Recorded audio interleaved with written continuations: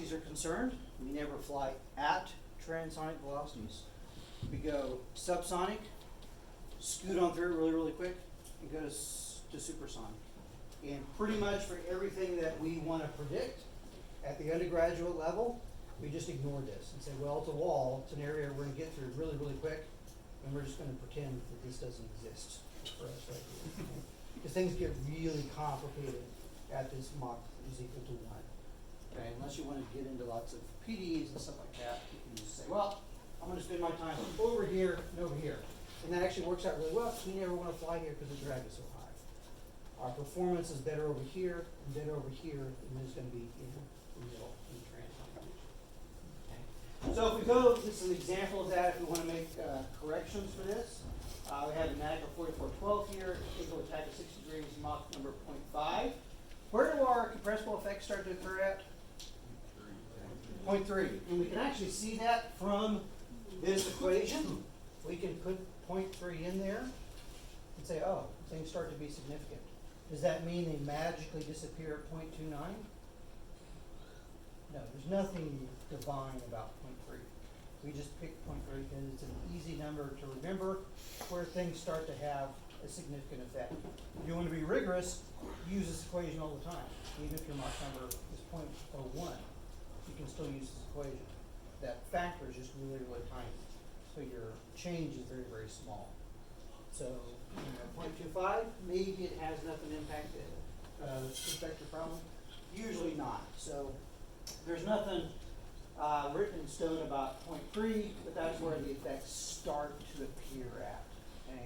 They don't magically turn on right as you go from 0.2999 to 0.30001. Okay? So in this case, we're 0.5. That's definitely compressible, so we won't be able to use that equation. We can go through our standard process of taking that curve. In this case, the red one is our incompressible lift curve, CL versus alpha right here. We calculate that lift curve slope. 0.1 per degree, as we saw, is pretty normal.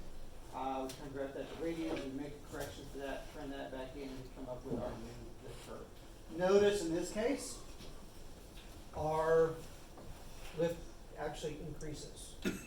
So by going faster, our lift gets better. What also gets larger?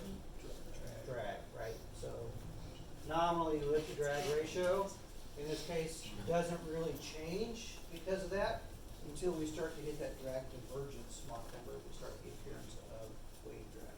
But keep in mind, our dimensional drag is still increasing. So hey, I can keep going faster because my drag coefficient, is getting, my lift to drag ratio is staying the same. Now I'm going to put more force in because the dimensional drag is changing in that case. Okay? So we can see that from a number of different examples.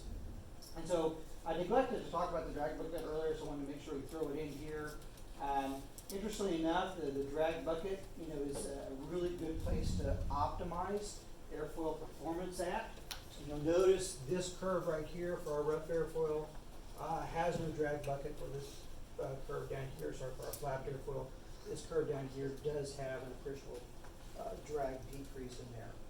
So your optimum angle of attack, best lift to drag ratio, is probably going to be around here somewhere. You can actually go through that process of calculating that to tell you where your best LVD is going to be at for that particular case. And of course, we can always come back and look at the tangent of this curve to be able to figure that out exactly, and we'll come back and look at that as well in ways that we can actually improve that. So this is a 6 series airfoil here. Notice it has a drag bucket. We go to the 0012, which is this one right here. Notice it does not.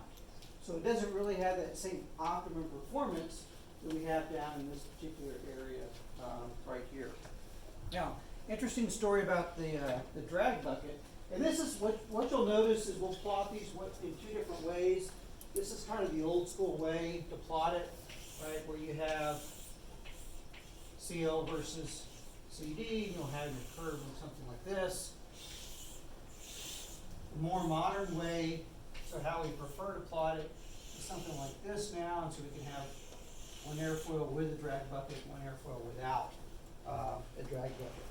And the reason for that is typically we want to come in and optimize, and we want to figure out where that point is at, we can always come in here and just use a tangent to this curve to figure out where our maximum to drag ratio is going to be at. Just by looking at that, drawing that tangent and say, oh, there I'm at there, and here, there's going to be my maximum drag ratio in this particular case. So we can use that pretty easily to pull that out. Now, historically, the Wright brothers actually saw drag buckets in their wind tunnel tests, but they didn't see anyone else in any of the other data at the time that had reported drag buckets. So they thought they had done something wrong. Went back to the wind tunnel test, did many more tests, they kept seeing that they had a drag bucket. So they contacted a few of their peers that were doing similar aerodynamic tests at the time, and they all said, oh yeah, we saw that too, we thought it was an error, so we just moved it out. The Wright brothers were right the entire time, so, and then the others were just like, yeah, it's probably wrong.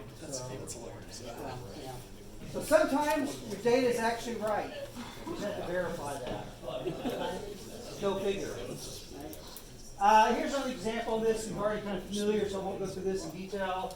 Right? These are just, I'll put these in here, to always come back and use as a reference for these. Now, this is useful from the standpoint of coming back and calculating the actual values, which you've already done, for this exact same problem, minus a few variations in the numbers here.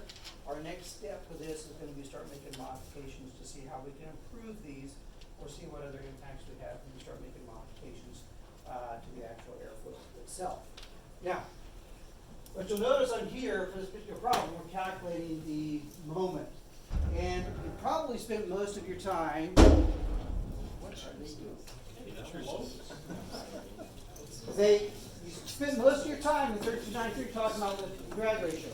Those are always the ones that drive our design. However, this is going to be really important for us to be able to figure out how big our tail needs to be.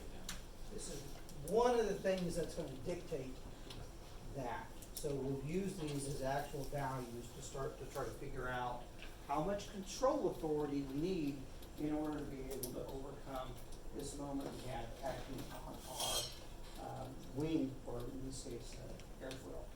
Now, to do these moment calculations, as we said, you can take moment about any point of your aircraft, and you can take a moment about any point of your airfoil. We typically do it about the AC because it's constant. That way, once we have that one value, we don't have to go back and look it up again to see where it's changing on our airfoil. Or about the quarter because it's really, really easy. Sometimes we also think about the leading edge, again, because it's an easy point to spot on our airfoil. Okay? Once you do that, that's fairly straightforward in order to be able to calculate what that moment's going to be. But we can also go back and use that thin airfoil theory as well. You could take your definition for moment coefficient, go back to our thin airfoil theory equation, a dozen slides or so back, put this in, and then calculate what your theoretical moment coefficient about the aerodynamic center is going to be for that given airfoil. Notice that it's a function of the camber. If you have a symmetric airfoil, what's your moment coefficient going to be about the aerodynamic center? 0. So camber, in the case of the symmetric airfoil like this, is going to be equal to 0. Camber moment coefficient for a camber airfoil like this is going to be negative. If you had negative camber airfoil, if I turn it upside down, there we go, it becomes positive, right? So it's actually pitch up this way in this particular case. Okay. All right. Now, thinking about the design of the actual airfoil again, we want to get into a little drill down into what's actually happening over the surface of the airfoil so we can have a better understanding of what's going on in terms of our overall design. So we'll compare these two BOAR airfoils with slightly different changes in their camber. Basically one basically smoothed out. You can see the comparisons between these two. The first one is designed for low speed, high lift. So meaning you're getting a high lift coefficient at low velocity. And the other is designed for essentially high speed, low lift, which really means, well, why do you want low lift? Well, we're designing for cruise conditions, so our lift coefficient doesn't need to be that high, but we typically design it for low drag conditions, because during cruise, we want to minimize the drag as much as possible. Now, when you look at between these two airfoils, what you'll see then, and this one makes a lot of sense, you have a huge curve over here in terms of your pressure distribution. Why? Because you want high lift.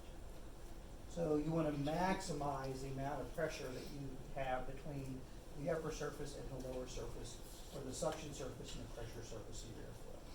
You want to have as much area as possible in here, because our lift coefficient is just the integral of the difference of those two along the chord length of your airfoil. Remember, that's how X-Foil is doing that calculation to determine what the lift coefficient actually is calculating the velocities and the pressure curves and the lift coefficient directly from that. So pretty straightforward, but you can see that, hey, I probably have a pretty high pitching moment here too, because I have a lot of force loaded up here, front loaded on my airfoil. That's probably going to result in a fairly high pitching moment. In this case, when we're going for low pitching moment and low drag, notice what we do is we minimize the amount of area between these two. We still have to create some lift. We're flying, so we have to have a positive value here between the suction and the pressure surface of the airfoil. But first off, we're flat topped, because in this case it minimizes our wave drag that we have. But since this is more aft loaded in terms of the amount of pressure distribution that you have, it also provides you with a lower overall pitching moment as well. So all things being equal, it means when you're designing your aircraft, you don't have to have as much elevator control, so that also reduces your drag you're imparting on the aircraft. Okay? So one way to think about the design, and traditionally, when an aerodynamicist comes in and designs an airfoil, they don't start from here, they start from here. They say, well, what do I want my pressure coefficients to look like? What do I want my pressure distributions to look like? So I'm going to design this and then calculate the shape that gives me that. And you can do that in X-Foil. So you can do a reverse design where you put in the pressure coefficient and then it tells you what the shape of that airfoil is going to be. We don't necessarily have to do that in here, but it's really useful to know. And some of you may find that beneficial for your design by doing that particular route. Okay? So, as we mentioned, X-Foil, when it goes through the process of doing this, calculating all those pressure distributions, we mentioned those transition locations in last class. You can see where that's located at here for all these runs. This is a Selig airfoil here, optimized for sailplane design. So it gives you really nice, consistent low drag performances across your range of parameters that you're looking at. Okay. Now, this does do a really good job of predicting everything down in these regimes. Notice we're looking at lift curve slope data and moment curve data for airfoils compared with data excuse me, out of David von Duhoff. It does a really good job up until stall on both sides. It does a reasonable job predicting where stall occurs at. After the fact, since your flow goes from a nominally two-dimensional flow to a fully three-dimensional flow, it does not do as good of a job as predicting what that stall looks like afterwards, and it may have some trouble right around that optimum lift to drag ratio as well. So you got, like every other type of computer code prediction, you have to take it with a grain of salt. Another thing that you have to worry about is Reynolds number, and this comes from, if you go back and look at the Navier-Stokes equation, and where Reynolds number is defined from, that boundary layer term that you have is a 1 over RE factor. And at really, really high values of Reynolds number, let's say 1 billion or so, it just becomes infinitesimally small. So that asymptotic relationship does not work very well. So you essentially want to take that out and use something on the order, say 5 million or so, to give you a reasonable value. So you can use something high, but not as high as your actual case might be. Okay. So that should work well for most of these cases. We will come back and look at simple flaps and look at high lift devices in a way that we can use X-Foil to be able to make those predictions as well. Now, just as kind of a precursor, okay, we're still talking about 2D, but as a 3D wing, we will be using something called XFL05, as well as VS Aero and VSP. We'll do that one first before we jump into this one. But this is just kind of the wake the whistle in terms of being able to see where we're going. We're taking these two-dimensional airfoil shapes and putting them into a three-dimensional body. Now, another back of the envelope design tip. First off, it's really easy to create lift. Barn door creates lift just as well as a wing does. Okay. The problem is creating the amount of lift you need with as little drag as possible. So that's why you end up with different airfoil shapes, and we don't have one airfoil fits all type of design philosophy. So we want to optimize that. So all things being equal, right? You can, if you just want to create lift, use the simplest geometry possible. If you don't care about the amount of drag that's being created. So if you're like a ceiling fan, for example, it's more concerned about minimizing the cost to create that amount of airflow that you have than minimizing the amount of energy going into, usually, not always, as you start to scale up from consumer ceiling fans to say commercial grade ceiling fans where they can be on all the time, and then we have dozens of them operating in a facility where it starts to add up as you scale up. Then you say, well, maybe it's worth the initial cost to put in more expensive blades, but they're going to give us better performance. And that's just an example of that. There are some issues related to that. They will stall earlier because your pressure gradient at a sharp-edged leading edge here will increase faster than you will for a rounded leading edge. So it's going to try to turn that corner.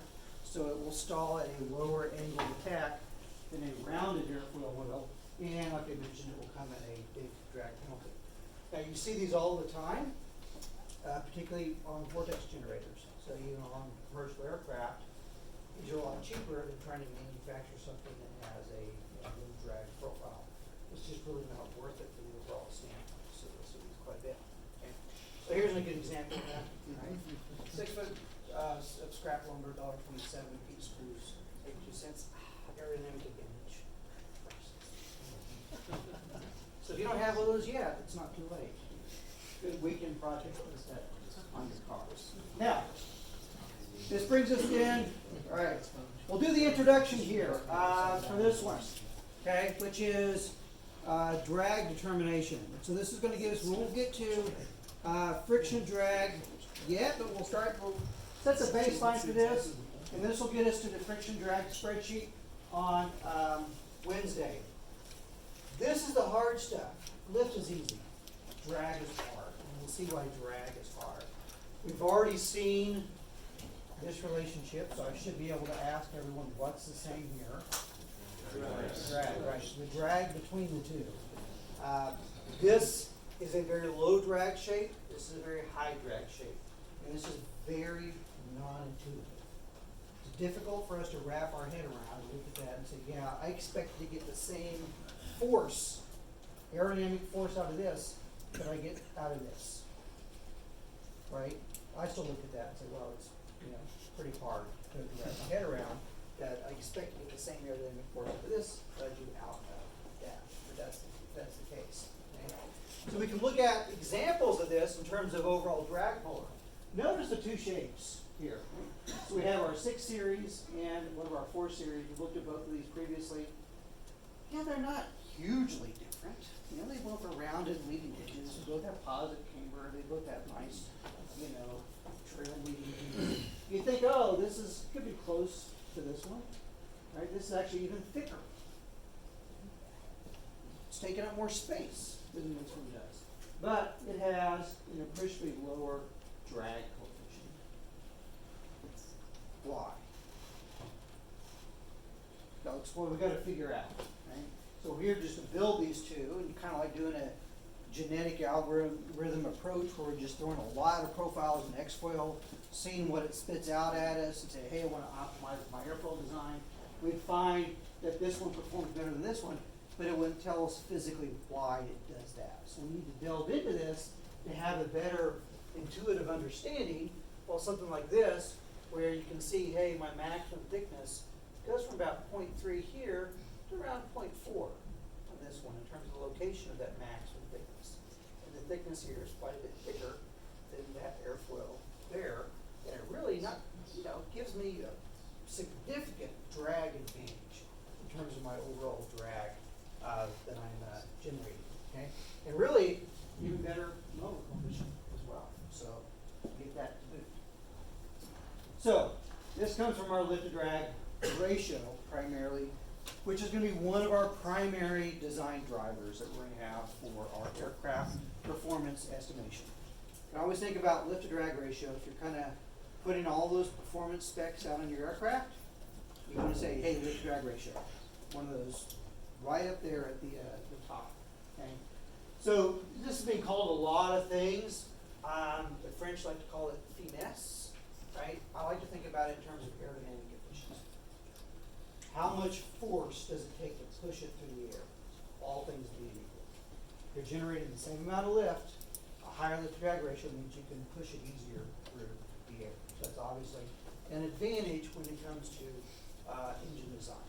Now, the definition of this is really straightforward, but in terms of lift to drag ratio, CD starts to get really messy here. CL is easy, it's just one value.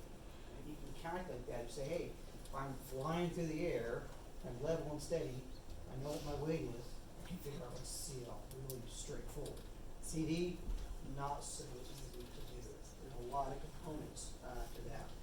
First, the way we can break these down in terms of zero lift drag and induced drag, which you're already familiar with, but we're going to delve a lot more into both of these as we go through this process. Now, as we'll see later, we'll define this in more detail. Our induced drag is going to be a function of our aspect ratio. Great for us right now because we're talking about 2D drag, but our aspect ratio is infinite, so we can get rid of this one over here. But it also tells us something out from a basic design philosophy that you can be thinking about in your design project right now. Higher aspect ratio, lower induced drag. Again, all things being equal, you want a pretty high aspect ratio. And both projects in here, are designed to at least a moderate to high aspect ratio.